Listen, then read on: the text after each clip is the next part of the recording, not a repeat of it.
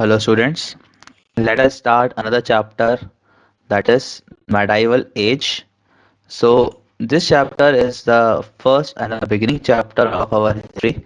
Okay, in class 6 we have seen ancient age. Okay, हम लोगों ने एशियन इंडिया की बात कर ली है. ओके, एशियन इंडिया में हम लोगों ने जो है वही सब कुछ जो आपका stone age, Indus civilization, humans की हिस्ट्री जो है स्टार्ट किस तरीके से हो रही है हम लोगों ने वो सब देखा.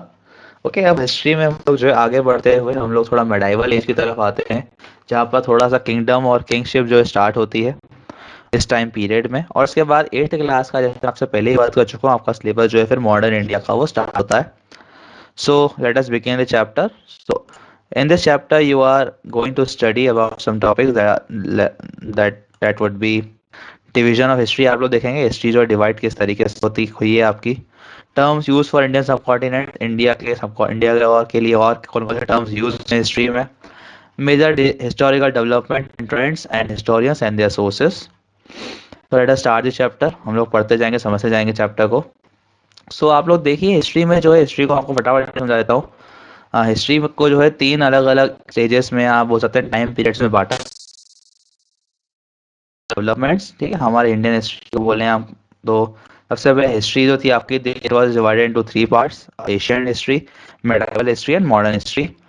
एशियन हिस्ट्री जो है हम लोग पढ़ चुके हैं. ओके, आपका जो 8th सेंचुरी से पहले का जो भी था आपका, जब से ह्यूमंस पैदा हुए, ह्यूमंस अर्थ पे आए, ह्यूमंस ने कैसे स्टार्ट किया, early human.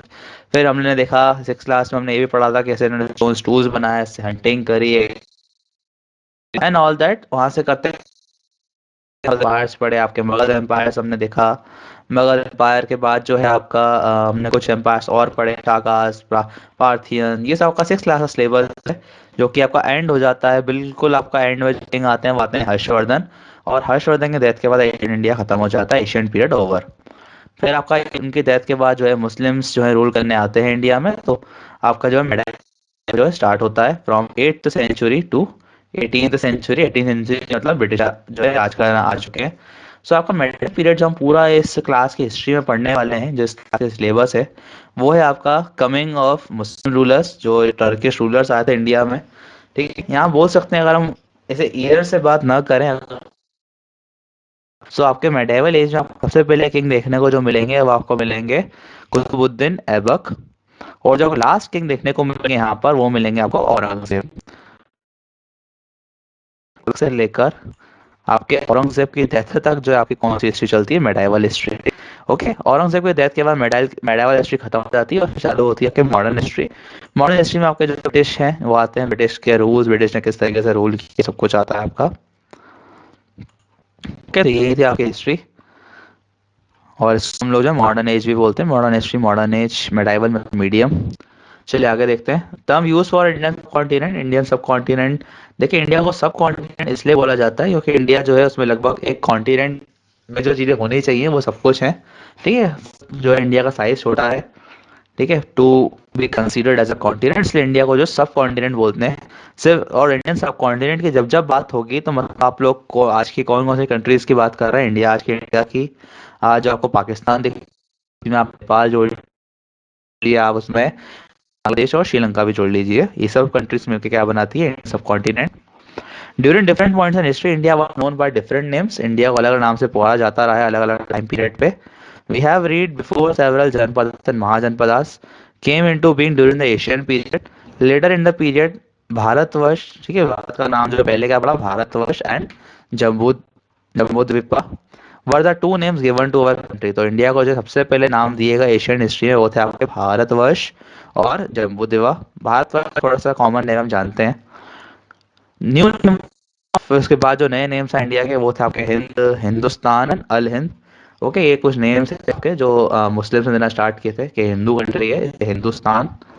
started to come into being later on in 13th century when Minhaj I Siraj, a chronicler who wrote in Persian, used the term India. सबसे पहले इंडिया टर्म किसने use किया, ये बहुत बढ़िया क्वेश्चन है. सबसे पहले 13th सेंचुरी में. ओके, मिनहाज आई सिराज ये नाम है क्योंकि ये मुस्लिम का नाम थोड़ा ऐसा है. ओके, मिनहाज आई सिराज नाम के ये राइटर हैं, इन्होंने पर्शियन में यूज किया इससे पहले इंडिया का नाम था वो था आपका भारतवर्ष, बाद में हिंदुस्तान पड़ा, बाद में इंडिया। याद रखेंगे इनका नाम मिराज राज का। He meant the areas of Punjab, Haryana and land between the Ganga and Yamuna. All these lands were under Delhi सल्तनत। उस समय जो है दिल्ली सल्तनत आ चुकी है, हमको दिल्ली सल्तनत पढ़ेंगे हम लोग हमारे हिस्ट्री में। All these lands were under Babar in the early 16th century used Hindustan. तो जो बाबर इंडिया है उन्होंने बोला कि इसका जो वर्ड यूज किया इंडिया के लिए वो था Hindustan. To describe the geography, the fauna and the culture of the inhabitants of the subcontinents, but it was during the British Raj in the 19th century the Hindustan came to be used interchangeably with India। तो उसके बाद British लोगों ने हिंदी में का नाम रखा हिंदुस्तान, ठीक है, और इंग्लिश में जो है हमारा कंट्री का नाम रख दिया उन्होंने India. Another school of thought came to the origin of the modern word India is that the country was divided as being the land of the people who lived along the word Sindhu। Okay, तो उसमें जो है बाद में ये आया word कि जो भी लोग सिंधु नदी यानी इंडस रिवर के पास रहते थे, ठीक है, उनको जो है बोलना उसको उनको जो है एशियन हिस्ट्री में बोला जाता था हिंदू। ओके, और इन लोगों का जो है ये लैंड है तो इसको ये लोग हिंदू लैंड यहाँ बोल सकते हैं हिंदुस्तान। ठीक है, इस तरीके से नाम आया था हिंदुस्तान। बाद में जो है and become India pronouns and they, ठीक है, और लेटर जो है फ्रेंच में इसी शब्द को जो है हिंदुस्तान और सिंधु को जो है बोलने लग गए लोग इंडिया। बाद में जो है यही वर्ड इंग्लिश में भी ट्रांसलेट हो गया, क्या बन गया आपका India. Historical developments and trend, जो बाद में हिस्टोरिकल डेवलपमेंट्स हम लोगों को पढ़ने हैं, हम लोगों ने इसकी बात भी कर ली है। ठीक है, मुस्लिम्स आएंगे इंडिया में। मिडेवल हिस्ट्री में क्या होता है आपका हिंदू रूलर थे आपके। एशियन हिस्ट्री में हम लोग आप लोग पढ़ेंगे, 6th क्लास से हमने पढ़ लिया होगा शायद, वो थे आपके। ओके, वो जो आपके जो आखिरी हिंदू रूलर थे।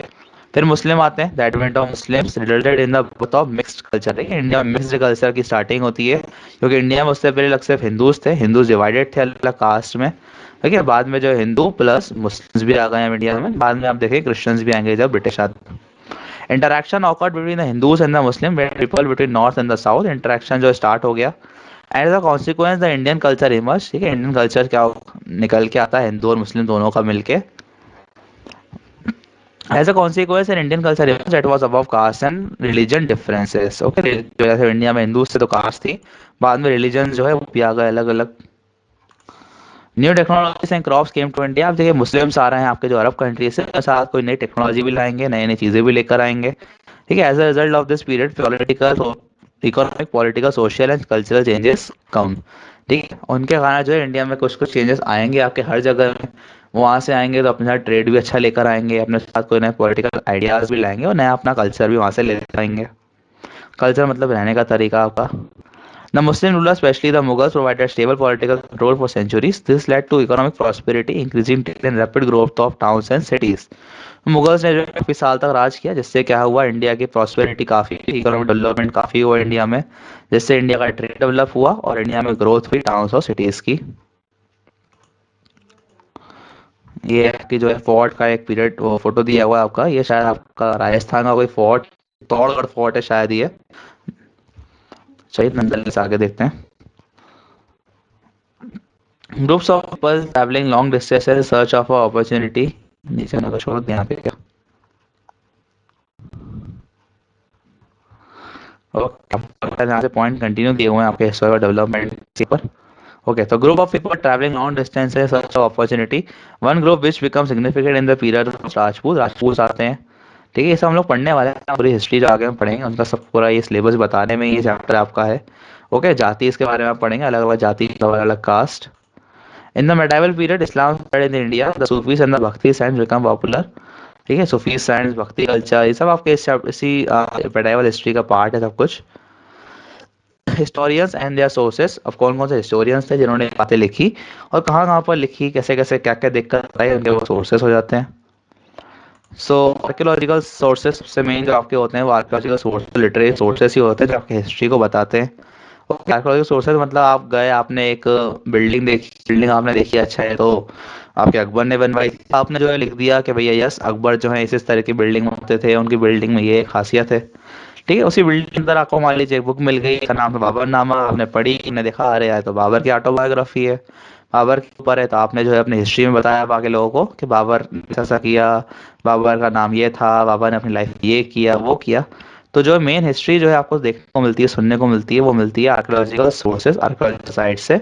और लिटरेरी सोर्सेस, बुक्स टेक्स्ट जो भी उस समय के होते हैं, पुराने जमाने के। In the medieval period paper was more easily available as compare to the Asian period. Paper का यूज होना स्टार्ट हो चुका था। ओके, इसलिए लोग जो है लिखना स्टार्ट कर चुके थे इजियरली। It is much easier to get information source. ठीक है, कुछ भी लिखा हो तो उसको समझना आसान होता है। कोई बिल्डिंग को समझना मुश्किल होता है कि यार ये किसने बनवाई होगी, ये क्यों बनवाई होगी, इस तरीके से। फिर हम देखते हैं आर्कियोलॉजिकल सोर्सेस से हमें क्या क्या मिलता है। आर्कियोलॉजिकल सोर्स मतलब ऐसी चीजें हमको देख के पता चलती हैं, जैसे कि कॉइन्स, इंस्क्रिप्शंस। इंस्क्रिप्शन मतलब दीवारों पे कुछ लिखा हुआ। टेम्पल्स, उस जमाने के फोर्ट्स, किले, मॉस, मस्जिद। यूटेंसिल्स, बर्तन। Weapons, Tom's, palaces, paintings. तो ये आपका कुछ टेम्पल का फोटो है। अगर आपको पता ना हो तो बहुत अच्छी बात है, नहीं पता हो तो बता दो। ये आपका खजुराहो टेम्पल है मध्य प्रदेश का।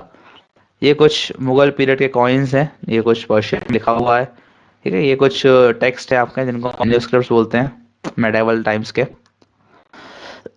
ओके, तो ये सब चीज़ें जो आपकी, ये क्या आपके आर्कियोलॉजिकल सोर्सेज से मिली हैं, हमें खुदाई करने में जो ये सब चीज़ें निकल के आती हैं आपके। फिर आप देखेंगे लिटरेरी सोर्सेज। लिटरेरी सोर्सेज मतलब ऐसी सोर्सेज जो हमें हिस्ट्री के बारे में बताते हैं लिखित में। ओके, जैसे आपके इंस्क्रिप्शंस हो गए, आपकी कोई बुक हो गई, कुछ पेंटिंग हो गई।